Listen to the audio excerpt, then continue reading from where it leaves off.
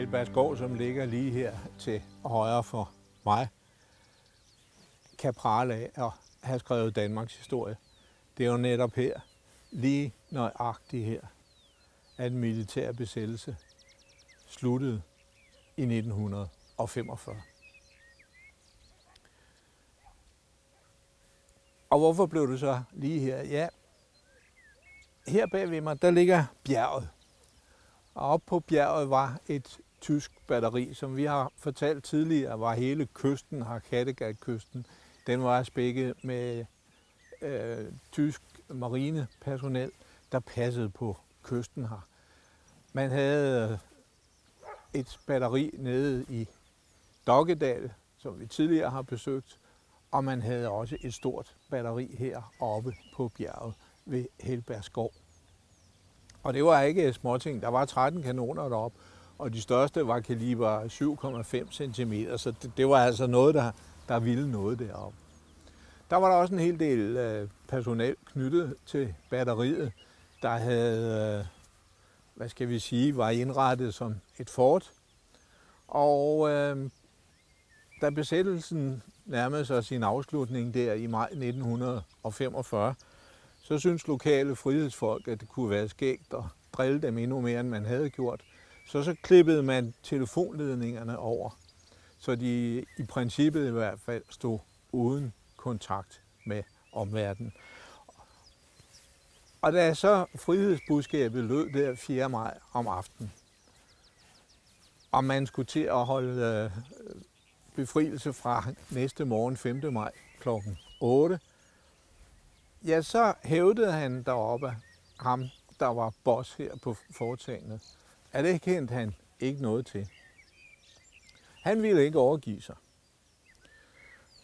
Og han satte trumf bagved, fordi han havde også ansvaret for Als og Odde herude. Og der var den lokale lods, han var ikke til sinds at rette sig efter tyskerne nu, hvor han mente, de havde overgivet sig. Så det gjorde ham ikke, og det kom til at koste ham livet. Men altså herinde bagved ville man ikke overgive sig. Og så udviklede tingene sig jo i løbet af den 5., 6., 7. og 8. maj. Der skete stadigvæk ikke noget her i Helbergsgård.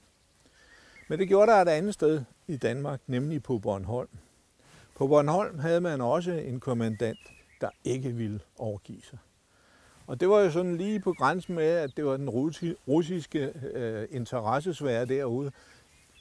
Der var lidt stor politik omkring Bornholm, men det korte og det lange var, at den 9. maj om morgenen, så bombede man Rønne og Nexø, og så overgav han sig.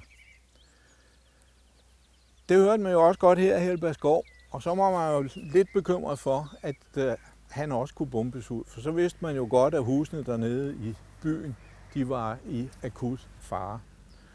Og derfor gjorde man det, at man sendte bud til de nærmeste englændere. Og de var på det tidspunkt nået op til Randers. Derfor sendte man bud til Randers og siger, ude i Helbergsgård har vi stadigvæk en tysk kommandant, der ikke vil overgive sig. Og så sagde englænderne i Randers, jamen det vil vi godt hjælpe jer med. Vi sender en gruppe op til jer deroppe i Helbergsgård. Og ledsaget af den lokale læge som tolk, så sendte man 2 spejdervogne op om den 10. maj om morgenen, kom kørende op ad vejen mellem Randers og Hadsund. Og det var rygtes i Hadsund, at englænderne var på vej, så det blev et værre cirkus at komme igennem selve Hadsund og komme over den gamle jernbanebro, som mange måske husker, og igennem byen. Så der gik altså noget tid med det. Så det blev op ad eftermiddagen, inden man nåede ud til pladsen her, hvor vi står nu. Men der kom de så kørende, disse 2 spejdervogne med englændere og den unge løjtnant Preps som kommandør. Og ung var han. Han var ikke mere end 21 år, havde været med i krigen i 3 år, havde gjort landgang i Italien med eksempelvis. Så han var noget af en veteran, hvad det angår. Og da han kom kørende her med sine 2 spejdervogne, og han havde ikke i princippet mere end et maskingevær med, og så de personlige våben. Og han kiggede sig op bag ved mig. Og så kørte han her op foran, hvor jeg står. Og så hoppede man af, og så begyndte man at lave te, for det var lige ved 5 o'clock tea T. Oppe hos tyskerne bagved, der kiggede man jo noget over englænderne, der stille og roligt her foran kanonmonerne begyndte at lave deres Private Glock 10. Det har øjensynligt sat lidt gang i diskussionerne. Yderligere skete der det, at folk kom strømmende til her.